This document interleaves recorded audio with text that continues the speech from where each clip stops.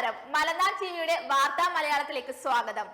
വേമ്പനാട്ട് കായലിന്റെ ഓളപ്പരപ്പിൽ ചരിത്രം കുറിക്കാൻ ഒരുങ്ങുകയാണ് 62 വയസ്സുകാരിയായ കുഞ്ഞമ്മ മാത്യു. ആലപ്പുഴ ജില്ലയിലെ അമ്പലക്കടവ് വടക്കുംകരയിൽ നിന്ന് ആരംഭിച്ച് കോട്ടയം ജില്ലയിലെ വൈക്കം ബീച്ചിലേക്ക് 7 കിലോമീറ്റർ നീന്താനാണ് തീരുമാനം. നാളെ രാവിലെ 8-നാണ് നീന്തൽ ആരംഭിക്കുന്നത്. അതിസാഹസികമായ ഈ ഉദ്യമത്തിലൂടെ വേൾഡ് വൈഡ് ബുക്ക് ഓഫ് റെക്കോർഡ്സിൽ ഇടം പിടിക്കാനുള്ള ലക്ഷ്യത്തിലാണ് കുഞ്ഞമ്മ. ഇത്രയും ദൂരം നീന്തുന്ന ഏറ്റവും പ്രായം കൂടിയ വനിത കൂടിയാണ് കുഞ്ഞമ്മ. ചെറുപ്പത്തിലെ നീന്തൽ അറിയാമായിരുന്ന കുഞ്ഞമ്മ പിന്നീട് ജോലിയിൽ നിന്ന് വിരമിച്ചപ്പോഴാണ് വ്യായാമത്തിനായി നീന്തൽ ആരംഭിച്ചത്. ആഗ്രഹം അറിഞ്ഞപ്പോൾ കോതമംഗലം ഡോൾഫിൻ അക്വാട്ടിക് ക്ലബ് പരിശീലകൻ ബിജു തങ്കപ്പൻ പരിശീലനം നൽകാൻ തയ്യാറായി. കുത്തൊഴുക്കുള്ള മൂവാറ്റുപുഴയിൽ 3.5 മാസത്തോളം പരിശീലനം നടത്തിയാണ് റെക്കോർഡിംഗ് ഉദ്യമത്തിനൊരുങ്ങിയത്.